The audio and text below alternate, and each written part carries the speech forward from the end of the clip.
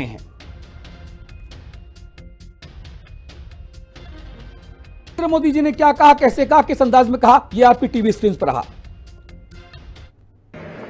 Excellency, Bharat पिछले 4 दशकों से निर्मम आतंकवाद का दंश झेल रहा है। कितनी ही माताओं ने अपने बच्चे खोए और कितने बच्चे अनाथ हो गए। हाल ही में हमने पहलगाम में टेररिज्म का बहुत ही घिनौना रूप देखा। इस दुख की घड़ी में जो मित्र देश हमारे साथ खड़े रहे, मैं उनका आभार व्यक्त करता हूं। यह हमला केवल भारत की अंतरात्मा पर ही आघात नहीं था, यह मानवता में विश्वास रखने वाले हर देश, हर व्यक्ति को खुली चुनौती थी। ऐसे में प्रश्न उठना स्वाभाविक है, क्या कुछ देशों द्वारा आतंकवाद का खुलेआम समर्थन हमें स्वीकार्य हो सकता है? एक्सेलेंसी, हमें स्पष्ट रूप से और एक स्वर में कहना होगा कि आतंकवाद पर कोई भी डबल स्टैंडर्ड स्वीकार्य नहीं होंगे। हमें मिलकर आतंकवाद का हर रंग में, हर रूप में विरोध करना होगा। ये मानवता के प्रति हमारा दायित्व है।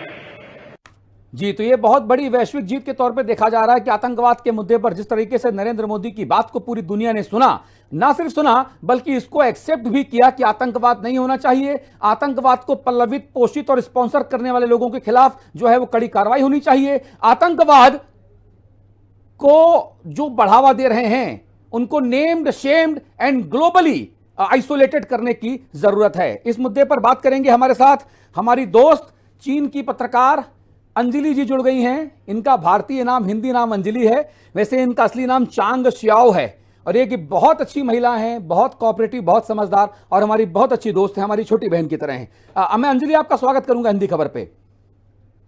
नमस्ते अतुल जी। नमस्कार।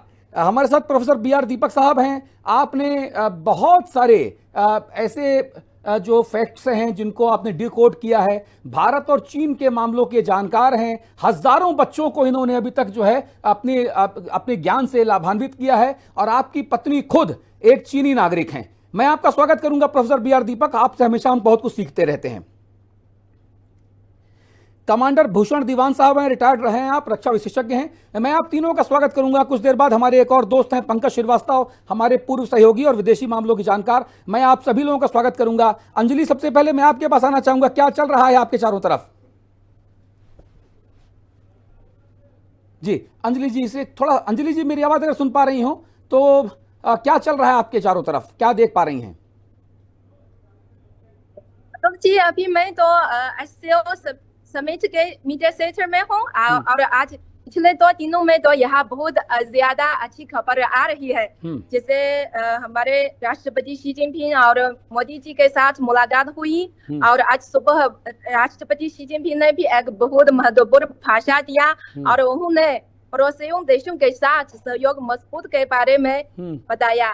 तो ये खबर लेकर मेरे अलावा यहाँ सभी भारतीय मीडिया भी बहुत एक्साइटेड है, क्योंकि चीन भारत तो दोनों पड़ोसी देश है, महत्वपूर्ण पड़ोसी देश है और हम इस दुनिया के सबसे प्रमुख विकासशील देश और अर्थव्यवस्थाएं भी है। इसलिए हमारा सहयोग बहुत महत्वपूर्ण है। हम एक दूसरे से हाथ मिलाकर एक साथ काम करना चाहिए, यह हमारे लिए बहुत महत्वपूर्ण है। अगर हम एक साथ काम करते हैं तो जरूर इस दुनिया में चमत्कार देंगे। मैं देख रहा हूं कि आप पिछले भारतीय बहुत सारे मीडिया माध्यमों में छाई हुई हैं अंजलि जी, और इधर लगता है कि पिछले 3-4 दिनों में आपने अपनी हिंदी भी बहुत अच्छी कर ली है क्योंकि आप हिंदी के भारी भरकम शब्दों का भी इस्तेमाल कर पा रही हैं। हाँ, क्योंकि यहाँ बहुत ज्यादा भारतीय मीडिया है। अब मैं हिंदी बोलती हूँ तो सभी लोग मेरे पीछे आते हैं। अच्छा, ये बताइए, आतंकवाद एक बहुत महत्वपूर्ण मुद्दा है। पाकिस्तान के प्रधानमंत्री शहबाज शरीफ के सामने जिस तरीके से भारत के प्रधानमंत्री नरेंद्र मोदी ने आतंकवाद के मुद्दे पर पूरी दुनिया का ध्यान खींचा और इसको एससीओ चार्टर में शामिल करवाने में जो है वो कामयाब रहे, ये कितनी बड़ी उपलब्धि है पूरी दुनिया के लिए, क्योंकि आतंकवाद विकास का सबसे बड़ा बाधक है, विकास का सबसे बड़ा दुश्मन है।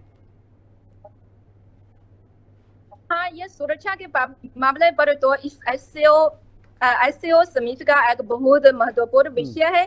तो मेरे ख्याल से शायद तीनों पक्ष एक साथ इसके बारे में बहुत चर्चा हुआ और उम्मीद है बाद में सभी ठीक हो जाएंगे। जी।